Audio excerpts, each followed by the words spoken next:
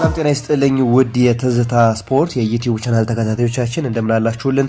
የትዝታ ስፖርት የመረጃ ሰዓታችን ከሰዓት ጀምሮ ለእናንተ መድረሱን የሚቀጥል ነው የሚሆነው። በቆይታችን በርካታ ስፖርታዊ መረጃዎችን እየነገርናችሁ ከእናንተ ጋር ለቀጣዮቹ ደቂቃዎች የአብሮነት ቆይታ የሚኖረን ነው የሚሆነው። እናንተም በቆይታችሁ የዩቲዩብ ቻናላችን ላይክ፣ ሼር፣ ሰብስክራይብ በማድረግ አብራችሁን ተሆኑ ዘንድ አብራችሁን ትቆዩ ዘንድ በአክብሮት ነው የምንጋብዛችሁ። እንዲሁም ቤተሰብ ተሆኑ ዘንድ እንጋብዛችኋለን። ያላችሁን ሀሳብ አስተያየትም በአስተያየት መስጫው ሳጥን ላይ አስተያየታችሁን ብጽፉልን ደስ ይለናል። ዛሬ የአውሮፓ ታላላቅ ሊጎች ጨዋታዎች ይመለሳሉ። እነዚህን ጨዋታዎች እናነሳለን።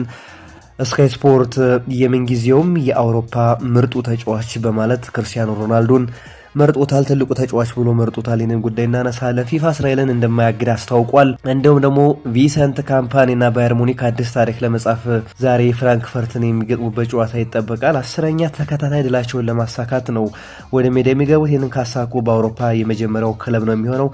በአውሮፓ ትለለቋቸው 5 ሊጎች ላይ ይህን ያሳካ የለም። ይህንንም ጉዳይ የምናነሳ ነው የሚሆነው። የእንግሊዝ ፕሪሚየር ሊግ ዛሬ ይጀመራል። ታዲያ ትናንት ነው የተጀመረው። ፉላም ከቦርንሞዝ ባገናኙ ጨዋታ ላይ ቦርንሞዝን ጨዋታ አሸንፎ 3-1 በሆነ ውጤት አሸንፎ ወደ ሁለተኛ ደረጃ አርሰናልን በአንድ ነጥብ በልጦ ሁለተኛ ደረጃ የመጣበትን አስደናቂ ምሽት አሳልፏል። ዛሬ የሚጠበቁ ጨዋታዎች አሉ። አርሰናል ከዌስትሃም፣ ማን ዩናይትድ ከሰንደርላንድ ምሽት 1 ሰዓት ከ30 የእንግሊዝ ፕሪሚየር ሊግ ትልቁ ጨዋታ ቼልሲን ከሊቨርፑል ያገናኛል። ይህንንም ጉዳይ የምናነሳ ነው የሚሆነው። ታዲያ ቀዳሚ የምናደርገው ጉዳያችን የእንግሊዝ ፕሪሚየር ሊግን የተመለከቱ መረጃዎችን የምናጋራችሁ። ትናንት አመሻሽ ፉላም ከቦርንሞዝ ያገናኘው ጨዋታ በቦርንማውዝ 3-1 አሸናፊነት ነው የተጠናቀቀው። ጀስቲን ክላይቨርትና እንዲሁ ካስተር ሲሜኒዮ ጎሎችን አስቆጥረዋል። ካስተር ሲሜኒዮ 2 ጎሎችን አስቆጥረዋል። ድንቅ የውድድር ዓመትን እያሳለፈ ነው። 7 ጨዋታዎችን አድርጎ 6 ጎሎችንና 3 አሲስቶችን አድርጓል። ኤርሊንግ ብራውት ሃላንድም አላደረገውም። እንዲሁ ደግሞ ጃክ ግሪሊሽንም አላደረገም። አሁን በእንግሊዝ ፕሪሚየር ሊግ ከታዩ ድንቅ አጥቂዎች መካከልና ድንቅ ጅማሮን ካደረጉ ተጫዋቾች መካከል አንደኛ ካስተር ሲሜኒዮ ነው። ድንቅ ጊዜን እያሳለፈ ነው። በአንዲ ራዮላ ሲል ፈነጠቀ ተጫዋች እንዲሁም ደግሞ እያበራ ያለ ተጫዋች እንደሆነ እየተመለከት ነው የምንገኘው። ቦርንሞዝም አስደናቂ ጉዞውን ጀምሯል። 14 ነጥቦችን ሰብስቦ አርሰናልን በልጦ በሁለተኛ ደረጃ ላይ በፕሪሚየር ሊጉ ተቀምጧል። የሚደነቅ ነው። ሌላው 8 ሰዓት ከ30 ሊድስ ከቶተንሃም ዛሬ የሚጀምር ጨዋታ ነው። አርሰናል ከዌስትሃም ዛሬ ጨዋታውን የሚያደርግ ነው የሚሆነው።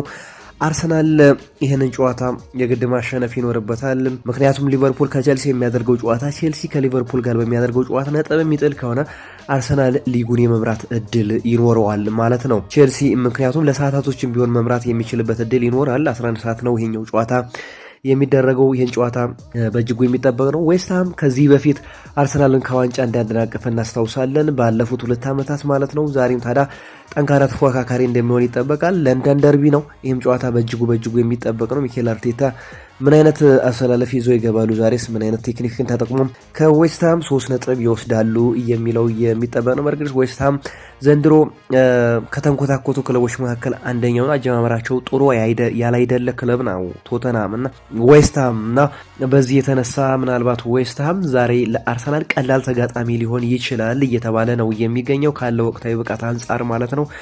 ለሁሉም ግን ዛሬ በእጅጉ የሚጠበቅ ጨዋታ ነው። ለንደን ደርቢ ነው። አርሰናል ከዌስትሃም ምሽት 11 ሰዓት ላይ የሚደረግ ጨዋታ ነው። ማንቸስተር ዩናይትድ ከሰንደርላንድ በተመሳሳይ ምሽት 11 ሰዓት የሚደረግ ጨዋታ ነው። ጨዋታ በእጅጉ የሚጠበቅ ጨዋታ ነው። ሰንደርላንድ ዘንድሮ በመጣበት ዓመት ድንቅ ጊዜን እያሳለፉ ከሚገኙ ክለቦች መካከል አንደኛው ሰንደርላንድ ነው። እነ ግራኒት ዣካን የመሳሰሉ አይነት ተጫዋቾችን ይዟል። በጥሩ መነቃቃት ላይ ያለ ክለብ። ማንቸስተር ዩናይትድ በአንጻሩ በውጤት ቀውስ ውስጥ የሚገኝ ነው። ዛሬ ታዲያ ዋናው ቁልፉ ነገር ማንቸስተር ዩናይትድ ይህንን ጨዋታ ካላሸነፈ ሩበን አሞሪም ማንቸስተር ዩናይትድ ከኦልድ ትራፎርድ ለቀው ይወጣል ወይ የሚለው እየተጠበቀ ነው የሚገኘው። ግን አንዳንድ መረጃዎች እንደሚያመላክቱት ከሆነ ማንቸስተር ዩናይትድ ዛሬ ቢሸነፍም ሩበን አሞሪም ከማንቸስተር ዩናይትድ አይሰናበትም ወይም ደግሞ አይባረርም እየተባለ ነው የሚገኝ። ምክንያቱም ደግሞ ሰር ጂም ራትክሊፍ ሙሉ ቦርዱ ለሩበን አሞሪም ሙሉ ድጋፍ አላቸው እየተባለ ነው። በሱም ላይ እምነት አላቸው እየተባለ ነው የሚገኘው። ይህ ከሆነ ታዲያ ዛሬ በሰንደርላንድ ጋር በሚያደርገው ጨዋታ ቢሸነፍም ምንም የሚፈጠር ነገር የለም። ሩበን አሞሪምም እምነት አለው። በራሱም ለቆ መሄድ አይፈልግም። ክለቡን ይዞ መቆየት ይፈልጋል። በፕሮሰስ ቡድኑ ጥሩ እንደሚሆን ያምናል እየተባለ ነው የሚገኘው። ግን የከፋ ሽንፈት ካጋጠመው ነገሮች ወደ ሌላ መንገድ ሊያመሩ ይችላሉ እየተባለ ነው የሚገኘው። ሰር ጂም ራትክሊፍ ግን ሙሉ ድጋፋቸውን ለአሞሪም ሰጥተዋል እየተባለ ነው የሚገኘው። ብዙዎች ግን የና ሀሳብ አይቀበሉት። ምናልባት የአሞሪም እልውሃ የሚያበቃው በዚህኛው ጨዋታ ይሆናል። ይህን ጨዋታ ከተሸነፈ እየተባለ ነው የሚገኝ። ይህን ጨዋታ በእጅጉ የሚጠበቅ ነው። ማንቸስተር ዩናይትድ አሁን ላይ 14ኛ ደረጃ ነው የሚገኘው። ምናልባት ከአምናው በተሻለ ጉዞ ያደርጋል ተብሎ ተጠብቆ ነበር። አጀማመሩ በአርሰናል 1-0 በተሸነፈበት በጨዋታ በልጦ ነው የተሸነፈው። ግን ከዛ በኋላ መልሶ ወደ ውድቀቱ ነው ያመራው። የማንቸስተር ዩናይትድ ነገር አሁን ላይ አሳሳቢ ሆኗል። ብዙ ተጫዋቾችን ያስፈርሟል። ነገር ግን ማንቸስተር ዩናይትድ የቀደመ ሞገሱን ማግኘት ተስኖታል። አሁንም ዳዴ እያለ የሚገኝ ክለብ ሆኗል። ተጫዋቾችም ፕሬዠር ውስጥ ነው ያሉት፣ ተጽዕኖ ውስጥ ነው ያሉት። አሁን በሚመዘገበው ውጤት እያንዳንዱ ተጫዋቾች እንዲሁም አሰልጣኙ ፕሬዠር ውስጥ ነው ያሉት። ነገር ግን ሩበን አሞሪም በዚህኛው ጨዋታ እንደማይሰናበት ሰር ጂም ራትክሊፍ ድጋፋቸውን እንደሰጡ ከማንቸስተር ዩናይትድ አካባቢ እየወጡ ያሉ መረጃዎች አመላክተዋል። ሌላኛው ተጠባቂው የምሽቱ ጨዋታ ቼልሲን ከሊቨርፑል የሚያገናኘው ጨዋታ ነው። ቼልሲ ከአስደንጋጩ ከጋላታ ሰራይ ከቱርኩ ሽንፈት በኋላ ነው ጨዋታ የሚያደርገው። በአንጻሩ ቤኔፊካን ቼልሲ አሸንፎ ነው ወደዚህ ጨዋታ የሚመለሰው። ቼልሲን በፕሪሚየር ሊጉ በተከታታይ ከባየር ሙኒክ ሽንፈት ጀምሮ ሁለቱን የፕሪሚየር ሊግ ጨዋታዎች ተሸንፏል። በማንቸስተር ዩናይትድ እና በብራይተን ተሸንፎ ነው ወደዚህ ጨዋታ ወደ ፕሪሚየር ሊጉ ጨዋታ የሚመጣው እና ይህም ጨዋታ ለቼልሲ እጅጉ አስፈላጊ ነው። ቼልሲ በእርግጥ በጉዳት ተጫዋቾችን እያጣ ነው የሚገኘው። በጉዳት አሁንም ሮሚዮ ላቪያም አልተነሳም፣ ክሉዌል የለም፣ እንዲሁ ኮል ፓልመር ወሳኙ ተጫዋች የለም። በሊቨርፑል በኩል ግን በዚህኛው ጨዋታ ላይ አሊሰን ቤከር ውጪ ሌሎቹ ተጫዋቾች ለዚህ ጨዋታ ብቁ ናቸው የተባለ ነው። አሊሰን ቤከር ግብ ጠባቂው ወሳኙ ግብ ጠባቂ የሊቨርፑል ግብ ጠባቂ በዚህ ጨዋታ አይኖርም።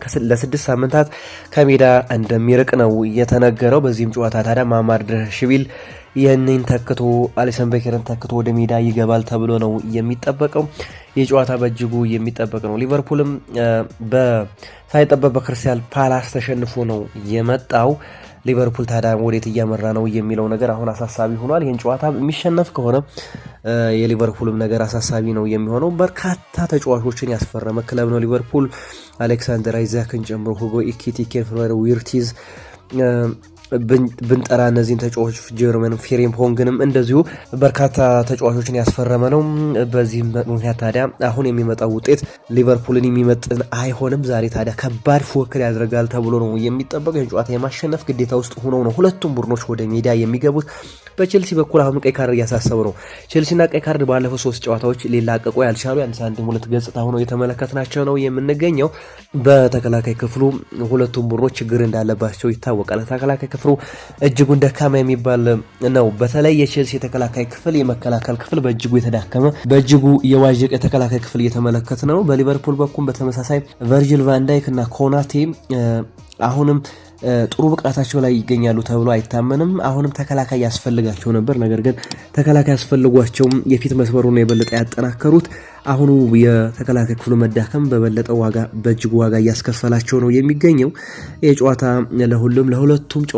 ለሁለቱም ክለቦች ወሳኝ የሚባል ነው። የጨዋታ ምሽት 1 ሰዓት ከ30 የሚከወን ጨዋታ ነው። አንቶኒ ቴለር በመሃል ዳኝነት ይህንን ጨዋታ የሚመሩት ነው የሚሆነውና የጨዋታ በእጅጉ የሚጠበቅ የሳምንቱ ታላቁ ጨዋታ ነው። ቼልሲም የማሸነፍ ግዴታ ውስጥ ሊቨርፑልም የማሸነፍ ግዴታ ውስጥ ሆኖ ነው ይህን ጨዋታ የሚከውነውና በእጅጉ የሚጠበቅ ነው። ይህን ጨዋታ ማን ያሸንፋል የሚለው በእጅጉ የሚጠበቅ ነው። የባለፉትን 10 ግንኙነቶች ስንመለከት 5ቱ አቻ ውጤት ነው የጨረሱት። ከ2020 ጀምሮ እስከ 2025 ባሉት 10 ግንኙነታቸው ቼልሲ 2 ጨዋታዎችን አሸንፏል። 3 ጨዋታዎችን ደግሞ ሊቨርፑል በማሸነፍ የበላይነቱን ይዟል። በቀሪ 5 ጨዋታዎች ደግሞ በአቻ ውጤት ነው ያጠናቀቁት። ዛሬ በ11ኛ ግንኙነታቸው ከ2020 በኋላ ምን ያስመለክቱን ይሆን ወይ የሚለው በእጅጉ የሚጠበቅ ነው። ስለዚህ የሁለቱ ቡድኖች ጨዋታ ሄድ ቱ ሄድ ነው። ምንም ተካሻ መለካካት አይነት ነገር ነው በሁለቱ ክለቦች መካከል ያለው ግንኙነት ማለት ነው። 5 ጊዜ አቻ ተለያይተዋል። 3ቱን ሊቨርፑል በማሸነፍ የበላይነት አለው። ዛሬ ቼልሲ አሸንፎ ልዩነቱን ያጠባል ወይስ የበላይነቱን ይዞ ይቀጥላል ሊቨርፑል የሚለው በእጅጉ የሚጠበቅ ነው። በስፔን ላሊጋ 9 ሰዓት ላይ ሪያል ኦቪዶ ከሌቫንቴ፣ 12 ሰዓት ከ30 ጂሮና ከቫሌንሲያ፣ አትሌቲኮ ቢልባኦ ከማርካ፣ ምሽት 4 ሰዓት ላይ ሪያል ማድሪድ ከቪያሪያል የሚያደርጉት ጨዋታ በእጅጉ የሚጠበቅ ነው። ጀርመን ቡንደስሊጋም እንዲሁ ፍራንክፈርት ከባየር ሙኒክ፣ ምሽት 12 ከ30 ቬርደ ብሬመን ከሴንት ፓውሊ፣ ዶርትመን ከሌቪዚሽ፣ ባየር ሊቨርኩሰን ከዩኒየን በርሊን፣ ኦግስቦርግ ከወልቨርስበርግ 10 ሰዓት ከ30፣ ሜትስ ከማርሴይ፣ ብሬስት ከኔንስስ፣ ኤክዜ ከሌንስ በፈረንሳይ ሊጋ 12 ሰዓት ጀምሮ የሚደረጉ ጨዋታዎች ናቸው። በቪዘንት ካምፓኒ የሚመራው ሙኒክ ዛሬ ፍራንክፈርትን የሚያሸንፍ ከሆነ 10ኛ ተከታታይ ድሉን የሚያስመዘግብ ነው የሚሆነው። በዚህም ታዲያ በ5ቱ ትልልቅ የአውሮፓ ሊጎች ይህንን ያሳካ የለም። ይህም ታዲያ ይህንን ያሳካ የመጀመሪያው ክለብ በመሆን አዲስ ታሪክን የሚጽፍ ነው የሚሆነው። ዛሬ ቪሰንት ካምፓኒና ባየር ሙኒክ አዲስ ታሪክ ይጽፋሉ ወይ የሚለው በእጅጉ የሚጠበቅ ነው። ፍራንክፈርትን በእጅጉ ድንቅ ጊዜን እያሳለፈ ነው የሚገኘው ባየር ሙኒክ በቻምፒዮንስ ሊጉም ብዙ ጎሎችን የሚያገባ በነ ሃሪኬን የሚመራው እንዲሁ የሚገርም ጥምረት ከነሰንዴይ ኦሊሴ ጋር ያለው ጥምረት በእጅጉ የሚደንቅ ነው። እንዲሁም በኪሚቺ የሚመራው የመሃል ክፍሉ በእጅጉ ጠንካራ እንደሆነ በአውሮፓ አሁን ላይ ባሉ ጥራት ያላቸው ክለቦች መካከል አንደኛው ባየር ሙኒክ እየሆነ እየተመለከት ነው። ዛሬ 10ኛ ተከታታይ ድሉን ያስመዘግባል የሚለው በእጅጉ የሚጠበቅ ነው። ሌላኛ ጉዳያችን ፊፋን የተመለከተ ጉዳይ ነው። ፊፋ እስራኤልን እንደማያግድ ትናንት አስታውቋል። በጂኦፖለቲካዊ ሁኔታ በዚህ ምክንያት ማስቆም አይቻልም፣ እኛም ደግሞ እስራኤልን አናግድም፣ በዓለም ዋንጫ ላይ ተሳተፋለች የሚል ነገርን ጂያኒ ኢንፋንቲኖ ትናንት ተናግረዋል። ስለዚህ ካኖት ሪዞልቭ ጂኦፖለቲካል ኢሹ ነው ያለው ፊፋ።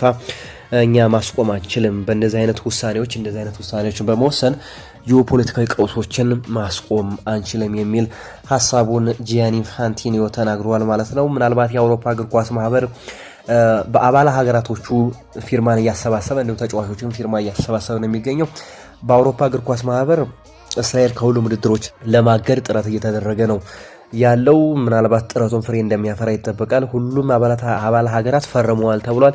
እስራኤል በአውሮፓ ውድድሮች በሁሉም ውድድሮች ላይ እንደማትሳተፍ ነው እየተገለጸው። ፊፋ ግን በሚቀጥሉት በሚደረገው በሰኔ ወር ላይ በሚደረገው የ2026ቱ አሜሪካ፣ ካናዳና ሜክሲኮ በሚያዘጋጁት ውድድር ላይ እንደምትሳተፍ አስታውቋል ማለት ነው። ስለዚህ ፊፋ ይህንን ነገር ይወስናል ተብሎ እየተጠበቀ ነበረ፣ ግን እንደማይወስን አስታውቋል። ሌላኛው ጉዳያችን ክርስቲያኖ ሮናልዶ የተመለከተ ነው። ክርስቲያኖ ሮናልዶ በስካይ ስፖርት በፕሪሚየር ሊጉ የምንጊዜውም ትልቁ ተጫዋች በሚል ተመርጧል ማለት ነው። የሁልጊዜውም ምርጡ ተጫዋች ክርስቲያኖ ሮናልዶ ነው በሚል ስካይ ስፖርት መርጦታል። ክርስቲያኖ ሮናልዶ እንግዲህ አሁንም በአስደናቂ ብቃት በአረብ ሊግ እየተጫወተ ነው። የአረብ ሊግን አብዮት ከቀየሩ ተጫዋቾች መካከል አንደኛው ክርስቲያኖ ሮናልዶ ነው ብሎ መናገር ይቻላል። ታዲያ ክርስቲያኖ ሮናልዶን የስካይ ስፖርት የምንጊዜውም ምርጡ ተጫዋች ሲል ነው የመረጠው ማለት ነው። ሌላኛው ጉዳያችን የአርሰናሉን ተከላካይ ጋብሪኤል ማጌሌሽን ይመለከታል። ጋብሪኤል ማጌሌሽ ከ2020 ከፈረመ በኋላ ባለፉት የአርሰናል ጨዋታዎች ላይ ሁሉንም ከቆሙ ኳሶች 8 ግቦችን አስቆጥሯል። እነዚህ 8 ግቦች የተቆጠሩት ከቆሙ ኳሶች ነው። ስለዚህ ከሁሉም ተከላካዮች በአውሮፓ ከሚገኙ ከሁሉም ተከላካዮች የበለጠ የጎል የማግባት ስታት አለው ተብሏል። እንግዲህ ጋብሪኤል ማጋሌሽ ባለፉት ከ2020 እንደ ፈረንጆቹ አቆጣጠር እስካሁን ባለው ውድድር ላይ ለአርሰናል 8 ግቦችን አስቆጥሯል። ይሄ ደግሞ በተከላካዮች ትልቅ ሪከርድ ሆኖ ነው የተመዘገበው። ጋብሪኤል ማጋሌሽ የአርሰናልን የጥንካሬ አብዮት ከቀየሩና በተለይ ደግሞ የኋላ ደጀን ከሆኑ ተጫዋቾች መካከል ከዊሊያም ሳሊባ ጋር የነበራቸውን ጥምረት የሚታወስ ነው ያላቸው ጥምረት የሚታወስ ነው። ስቲል የአርሰናል የተከላካይ መስመር እንዳይደፈር የሆነው የአርሰናል የግብ መስመርም እንዳይደፈር የሆነው በእነዚህ ሁለት ተጫዋቾች ጥምረት ነው። ጋብሪኤል ማጋሌሽ አሁንም ጎሎችን ያስቆጥራል። ለቡድኑ ትልቅ አይነተኛ ሚናን ከሚወጡ ተጫዋቾች መካከል አንደኛው ነው። አሁንም ታዲያ ጋብሪኤል ማጋሌሽ 8 ግቦችን እስካሁን አስቆጥሯል። ሁሉም የተቆጠሩት ታዲያ ከቆሙ ኳሶች ነው። ይህም ድንቅ ስታት ነው ብሎ መናገር ይቻላል። ከ2020 ጀምሮ 8 ግቦችን በማስቆጠር ይሄ በተከላካዮች ያላደረጉት ነው። እስካሁን አንድም ተከላካይ የሱን ያህል ቁጥር ያለው የለም። ውድ አድማጭ ተመልካቾቻችን ለሰዓቱ የያዝናቸው ስፖርታዊ መረጃዎች እነዚህን ይመስሉ ነበረ። የዩቲዩብ ቻናላችን ላይ ሼር፣ ሰብስክራይብ ማድረጋችሁንም እንዳትዘነጉ። እንዲሁም ያላችሁን ሀሳብ አስተያየት በኮሜንት ሴክሽን ላይ ያካፍሉን። ሰናይ ጊዜን ተመኘን። መልካም ቀን